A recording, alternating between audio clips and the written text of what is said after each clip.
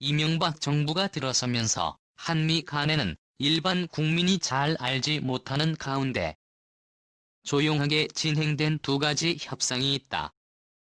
하나는 2014년 만료되는 한미 원자력 협력 협정을 개정하기 위한 협상 이며 다른 하나는 신미사일 가이드라인의 내용을 고치기 위한 협상이다. 한미 원자력 협력 협정은 농축 제철이 든 한국의 평화적 핵이용권을 지나치게 제약하는 요소들을 담고 있어 이를 개정하는 것은 한국 원자력 산업의 오랜 수건이었다고. 신미사일 가이드라인도 한국 미사일 사정거리를 제약하는 문서로 북한의 미사일 파워와 맞서야 하는 한국의 국방 관계자들은 가이드라인이 하루속히 개정되기를 고대하고 있다. 잠시 1970년대로 돌아가 보자.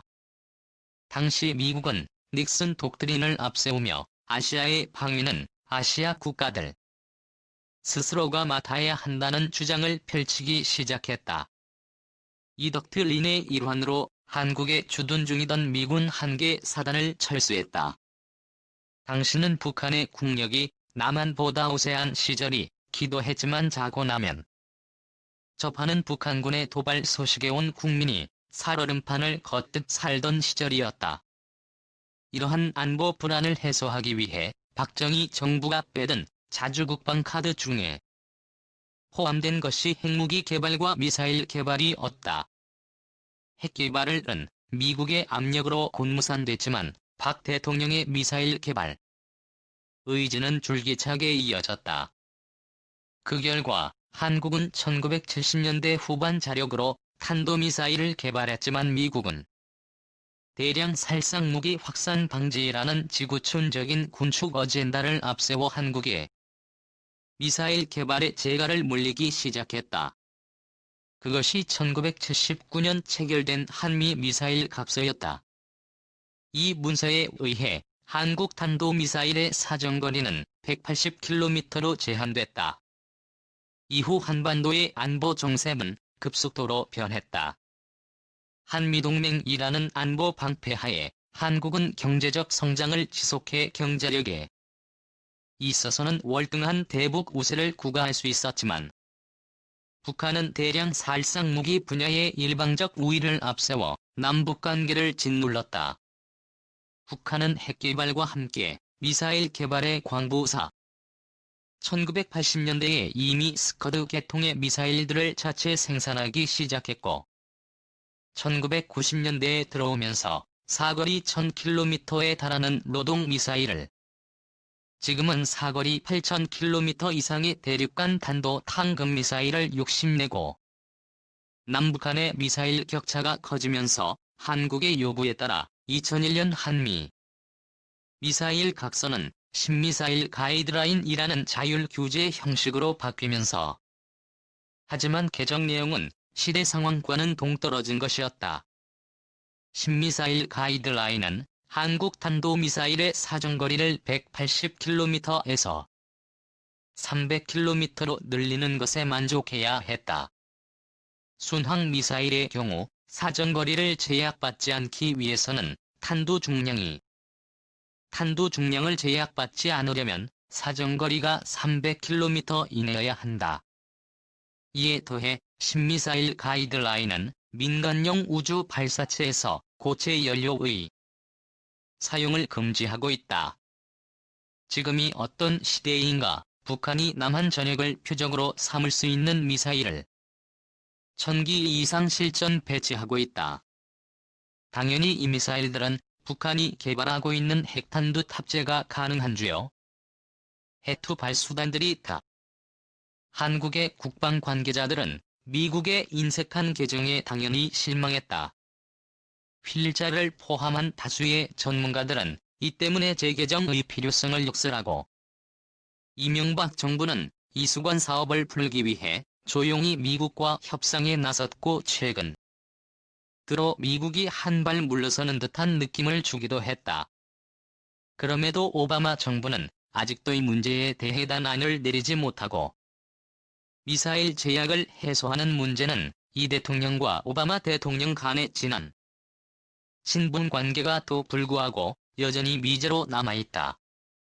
이명박 대통령이 서울 해관보 정상회의 참석차 방문한 오바마 미국 대통령과 지난 3월 25일 청와대에서 한미 정상회담을 마친 뒤 기자회견을 하고 신미사일 가이드라인의 재개정은 2010년 국방선진화 추진위원회가 제출한 최종건에서에도 포함돼 있다. 당시 필자가 작성했던 재개정 건의는 상호 취약성이라는 개념에 근거한다. 상호 취약성이란 개념은 냉전 시대의 유물이다. 1957년 소련이 최초의 인공위성 스푸트니크 2호를 발사했을 때 미국 전역은 난리가 났다.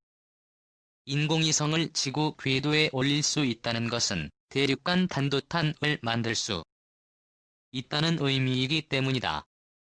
소련은 대륙간 단도탄으로 미국을 공격할 수 있게 됐는데 미국은 그렇지 못하니 일방적 취약성에 놓인 것이었다. 이런 상태에서는 소련이 미국을 공격할 동기를 가질 수 있다. 이론적으로 그렇다는 뜻이다. 미국의 전문가들은 취약성의 창을 막아야 한다며 난리법석을 떨었다. 허겁지겁 대륙간 단도탄 개발에 나섰지만 한참 동안 양국 간에는 미사일 격차가 존재했다.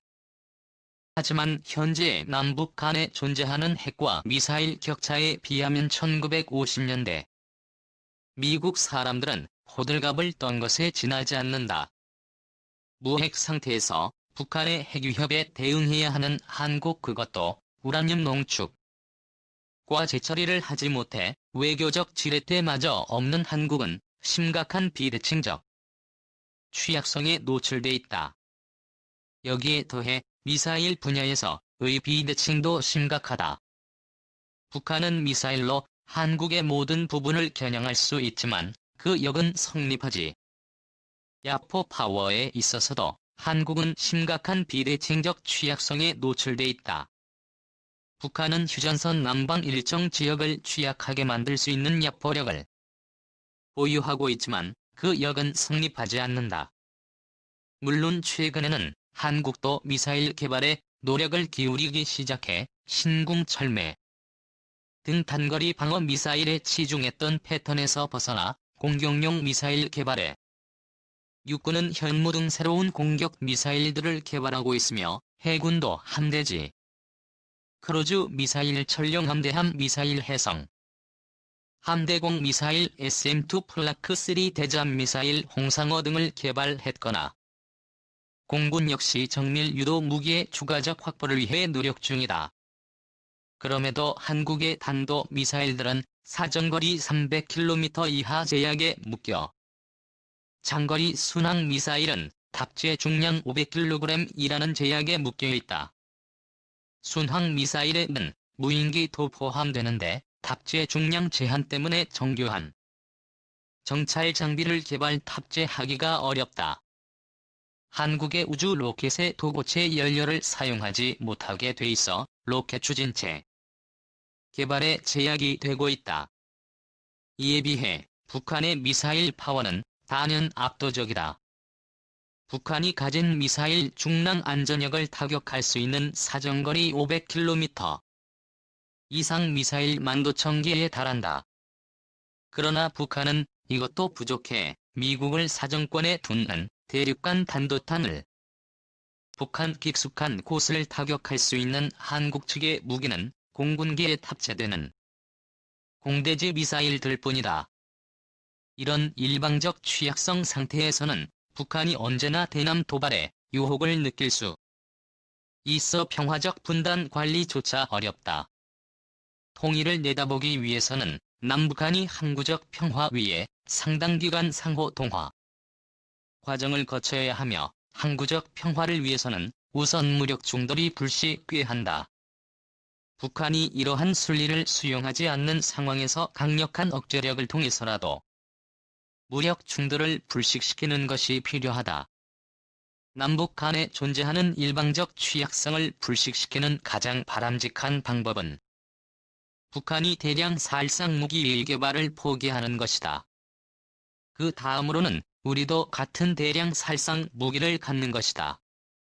하지만 이런 방법들이 불가능한 상황에서 일방적 취약성을 해소할 방법은, 이것을 해소하지 못한다면 북한은 계속 무력 도발의 충동을 느끼며 언제든 제2의 천안함 폭침이나 제2의 연평도 포격은 발생할 수 있다. 또한 진지한 자세로 협상의 테이블로 나올 가능성도 적다. 겁나는 것이 없으니 대화에 나와서도 고압적 자세로 큰 소리를 치기가 쉽다. 이러한 논리적 배경 하의 국방선진화 추진위원회를 통해 건의한 대안이 능동적 억제 전략과 세축체제였다.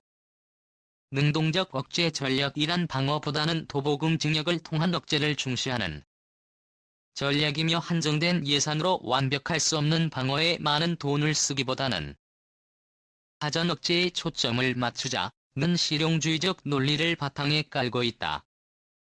세축체제는 능동적 억제를 뒷받침하는 핵심적 수단으로 제한된 것으로, 상호 취약성을 확보함으로써 북한으로 하여금 도발을 엄두 내지 못하게, 미국은 냉전 시절부터 핵전쟁을 억제하기 위해 보복응징 용액무기들을 공중과 지상 그리고 수중에 분산 배치하는 핵의 세축체제를 운영해오고, 비핵국인 한국의 세축체제는 전적으로 재래무기에 의한 것이 되어야, 이를 위해서는 북한 전역에 도달할 수 있는 사정거리를 가진 탄도미사일, 순항미사일, 무인 폭격기 등을 포함하는 다수의 전략 타격용 무기들을 공중 발사, 지상 발사 그리고 수중 발사용으로 분산 배치해야 한다.